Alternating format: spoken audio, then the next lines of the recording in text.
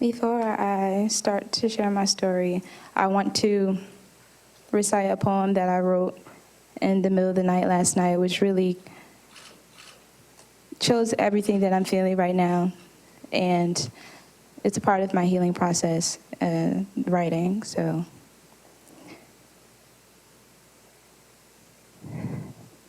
the guilt of feeling grateful to be alive is heavy.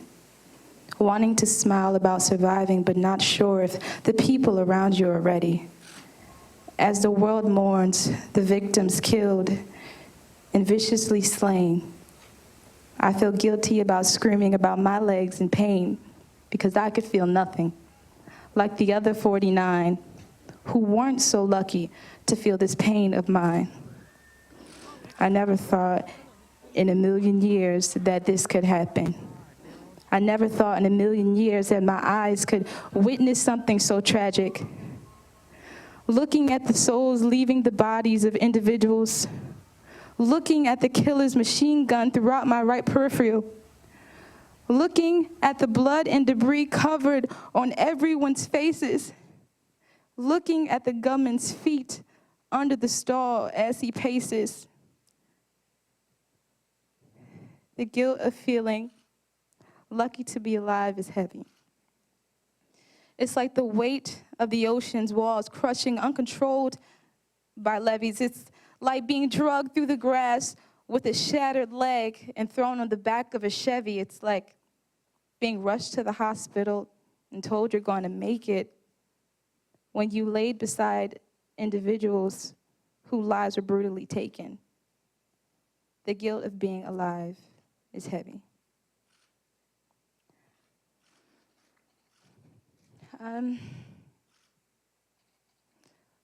How did me and my friends end up at Pulse nightclub?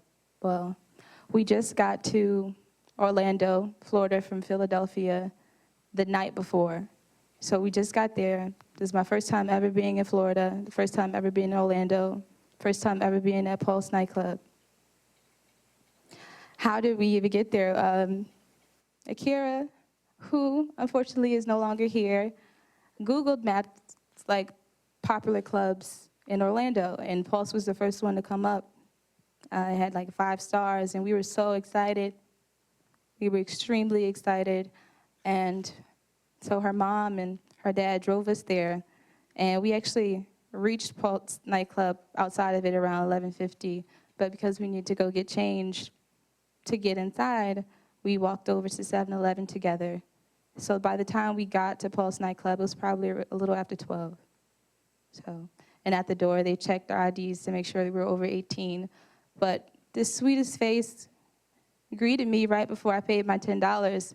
Her name was Amanda. She was one of the victims who unfortunately did not make it. She had glasses and her bang. I told her that her shoes were the cutest I've ever seen. She let me be her +1, so I didn't have to pay. So when we entered together, Amanda, Akira, and Tiara Parker, who's my best friend, we were all having a good time for a short period of time before Amanda actually disappeared. We didn't remember what happened to her. She said she was going to the bathroom because there are 3 parts of Pulse nightclub, as you all know now. There's a patio that's outside, there's a middle section, and there's an indoor, another indoor part where most of the live entertainment takes place back there. And at first when we got in, we were hanging out in the middle section with Amanda. And then when she went to the bathroom, we waited for a while, but we realized she didn't come back, so we decided to go to the bathroom too, because we had to go to the bathroom, and we didn't see her in there, so we just decided to go in the indoor part after that, like the back indoor part, where the rest of the live entertainment was taking place. And we stayed there the rest of the night until the gunshots started. And we were having the time of our lives. Akira was the life of the party, literally. And everybody loved her. Everyone just adored her.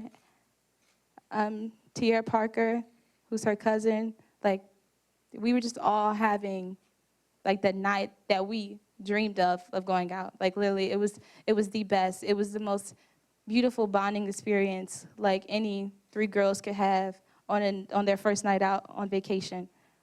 And It wasn't until about 1:58 when I looked at Akira's phone and I turned to Tiara. I said, "So how are we getting home?" Tiara told me, "Oh, we're going to get an Uber." So she started to order the Uber. And a few seconds from her ordering the Uber and me asking that question, that's when we started hearing the gunshots going off in the middle section where we had left from. At first, we didn't know that there were gunshots. I didn't know. I was so confused. I was like, wow, a club would do all this just to get people to leave their club? Like, they would have, like, BB guns. I thought it was a BB gun at first, like, or the DJ playing some sort of, like, sound of gunshots. I didn't think they were actually real gunshots, but the fear of it, the fear inside me made me drop to the floor anyway. So I'm like scrambling on the floor. Tiara and Kiara run towards the bar, and I'm scooting backwards, not realizing that I'm about to go out the door, and it was actually the exit there. And I saw Kiara get up and run over to me, and I look up, and we're actually outside. Me and Kiara actually made it outside while the gunshots were still going off. And I said, "Well, where's Tiara? Where's Tiara?" So, and the part of the poem where I feel so guilty about surviving is because if I would have told Akira to stay outside and just wait, and I'll try to go back and get Tiara because she didn't make it. Me and Tiara did make it, and I feel really guilty about that. And I was speaking to her mom, and she told me not to feel guilty. You know, God has his plan, but I told her, "Let's go get Tiara. We got to get Tiara."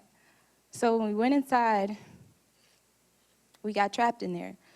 So we saw Tiara, but everybody was rushing into the bathroom stall. Everyone was rushing into the bathroom stall. The gunshots were still going off rapidly, and it's still not real to me yet. It's still not real to me. I'm just like, why are they doing all of this? And I was even Snapchatting in the bathroom stall. Once we got in there, we ran into the bathroom. Me, Tiara, and Akira were like actually the last ones to actually get into the bathroom stall, the handicap one, the biggest one. And the guy it was an African-American male who ended up closing and locking the door, who I believe got shot from doing that in the process. And the gunman entered the bathroom and was shooting his machine gun. So we're all like scrambling around in the bathroom, screaming at the top of our lungs when he was in there for the first time. And then, you know, people are getting hit by bullets, like blood is everywhere. And then there was a moment where he stopped shooting in the bathroom. And that's when everyone looked around, and that's when I first realized that my leg was shot. There were several other people shot and bleeding in the bathroom. That's when Akira, who didn't make it, realized she was shot in her arm.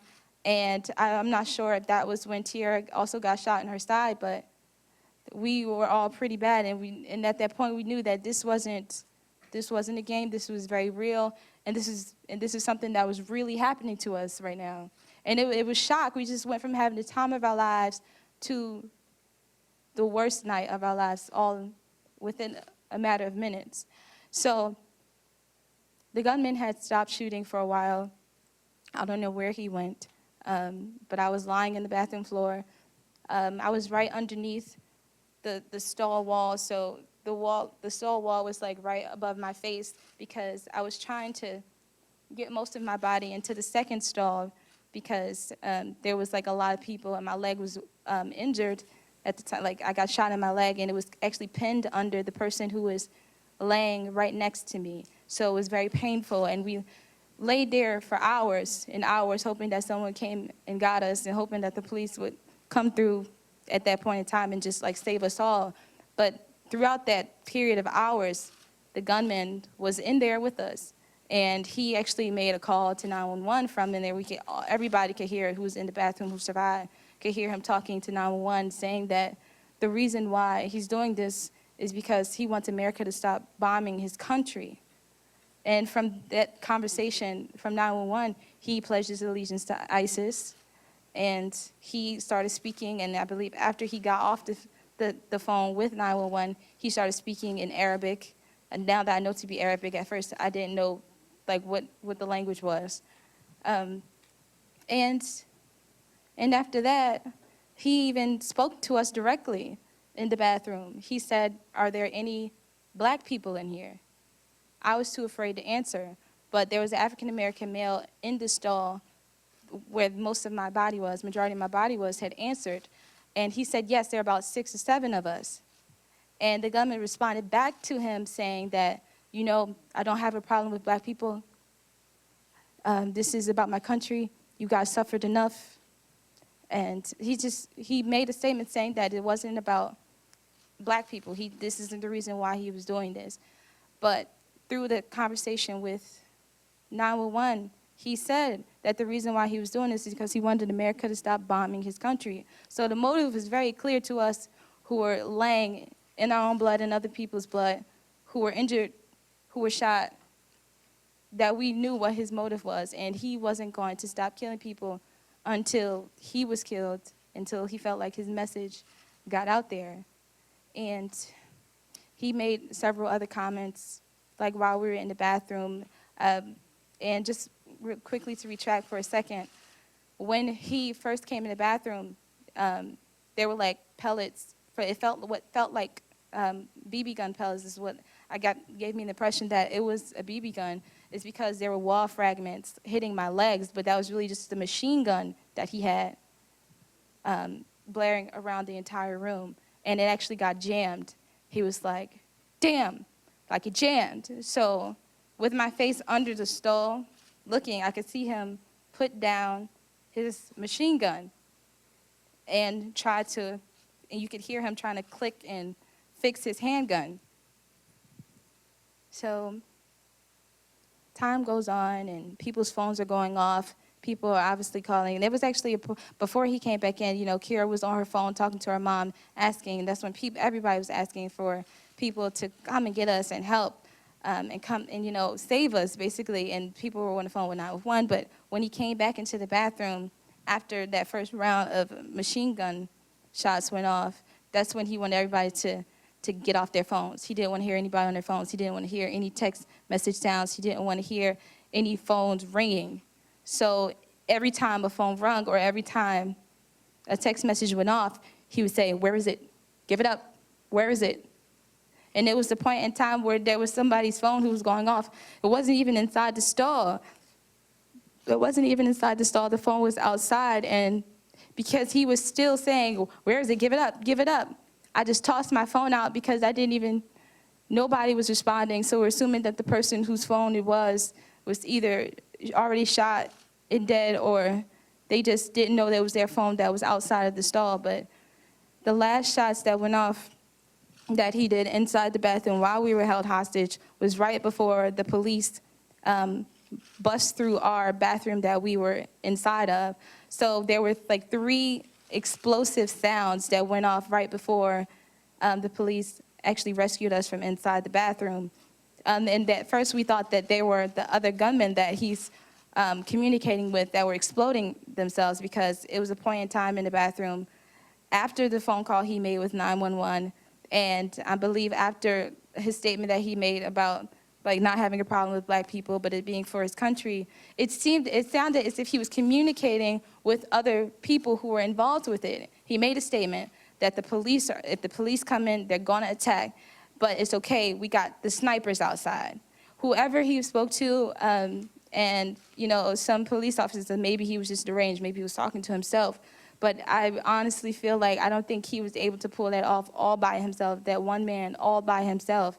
And because he said it out of his face that he had snipers outside, and the first shots that you heard, there were so many shots going off, that's why it sounded like it was a part of the music. Couldn't believe that this was actually gunshots happening, so many at one time.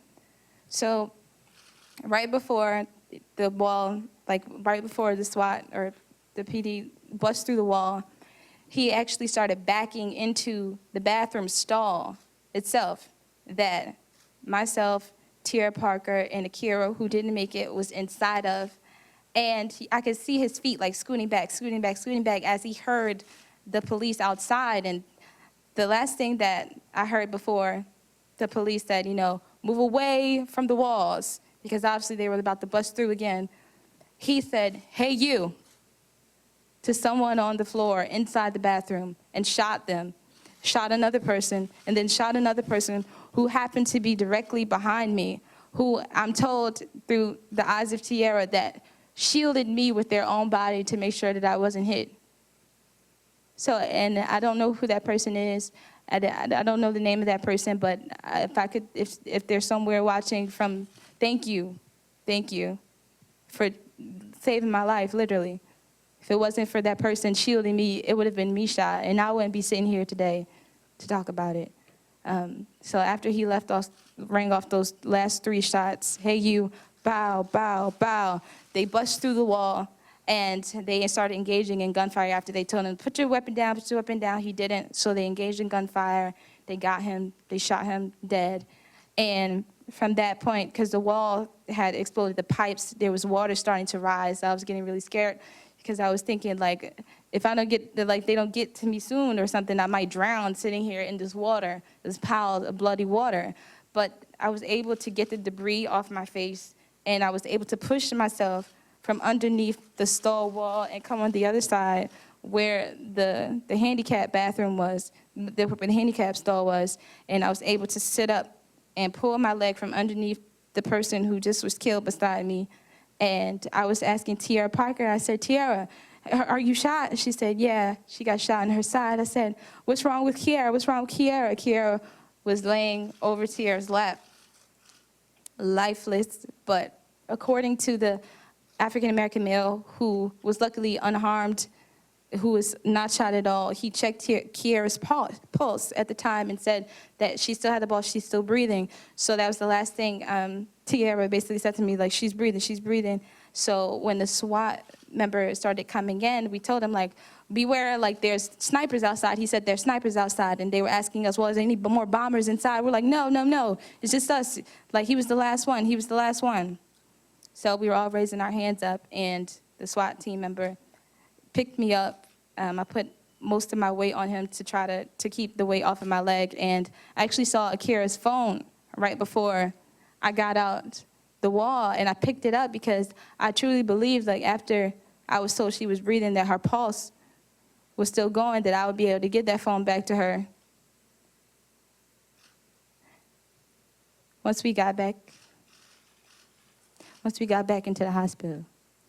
So they pulled me out the wall. I couldn't walk, so the SWAT team member had to drag me by my arms through the grass with my leg.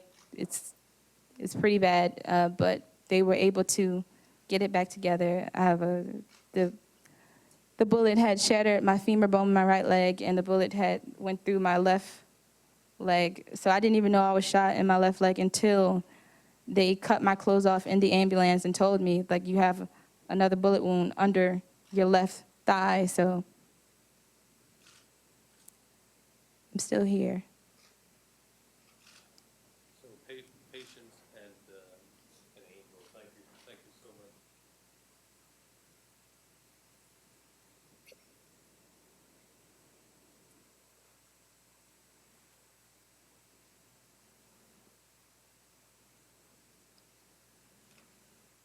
You two are capable and are willing. Would you like to take 1 or 2 questions? And if not, we would certainly all understand. I'll leave it up to the 2 of you. Got a question over here? Yep.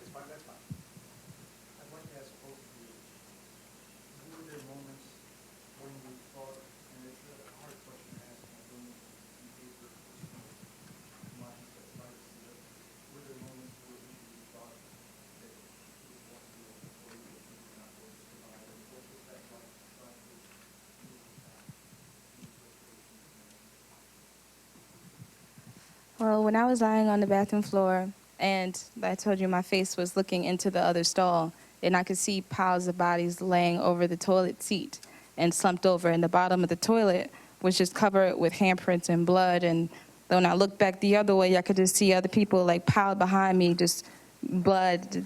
Some were dead, and some were just moaning in like pain. And I looked across, and I could see my best friend on the floor and Akira just looking lifeless. And at that point, I was just like, I really don't think I'm gonna get out of here, you know. And I made peace with God within myself. I said, you know, God, if this is my time to go, if this is how I have to go, just please take me. Like, I don't want any more, like, shots.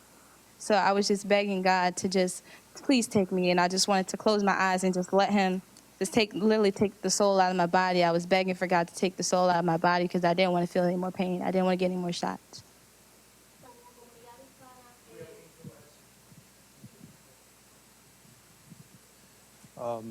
So initially, my thoughts were kind of like what I was saying earlier was that this was maybe a personal fight.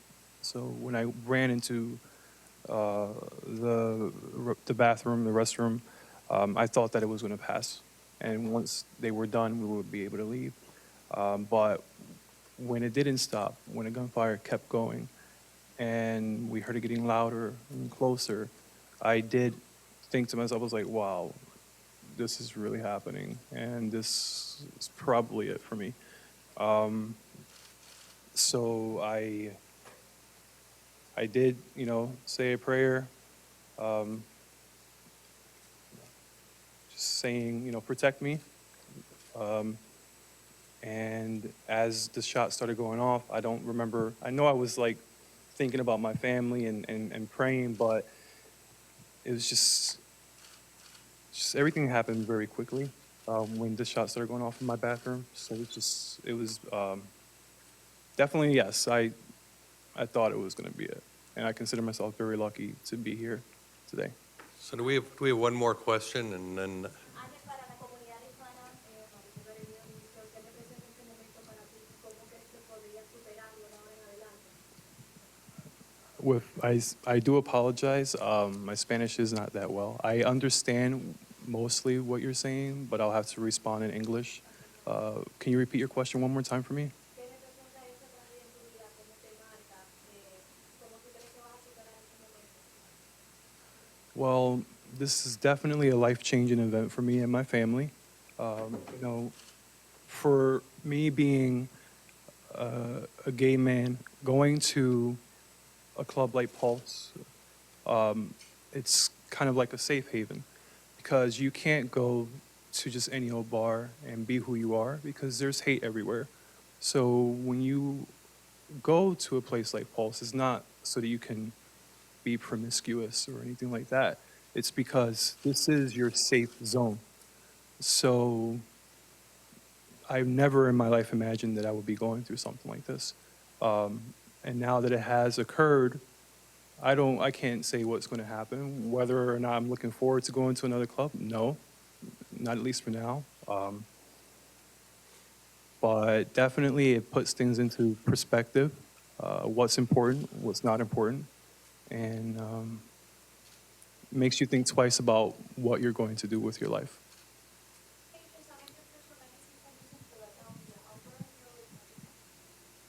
I'm originally from Philadelphia, born and raised. I'm originally in North Philadelphia, but now I live in Southwest, so. And your family was down here with you. No, I was actually on vacation with my friend's family. They invited me on there, so I went along with theirs. So. Yes. Tiara Parker, Tiara Parker, Parker, and Akira Murray, who didn't make it, Akyra Murray, Murray.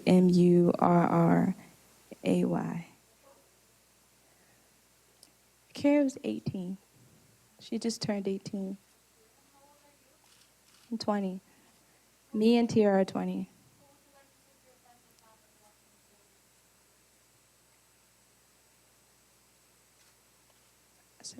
I survived.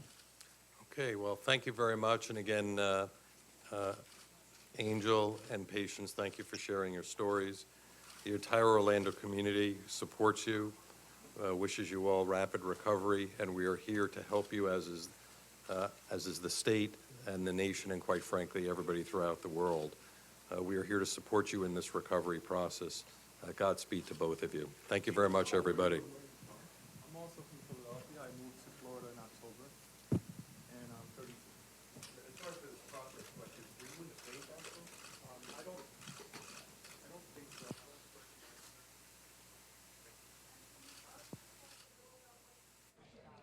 You've just been listening to a press conference by two of the Orlando shooting survivors. There you see on your screen Patience Carter. She just gave a riveting, terrifying, heartbreaking account of the moments in the Pulse nightclub on that night when the killer stormed into it, shooting indiscriminately as he went along. Also in that press conference, Angel Santiago, Patience essentially was there with two friends. One of her friends, Akira Murray, did not survive. She led with a poem in which she talked about the guilt of being grateful to be alive. In other words, she is grateful to be alive but feels guilty because one of her best friends was lost and killed in that attack. Angel Santiago himself saying, as a gay man in this country, in Florida, he had always considered Pulse as a safe zone and a place where he could be comfortable, where he could be surrounded by friends and live his life. Sadly, it wasn't to be the case that night.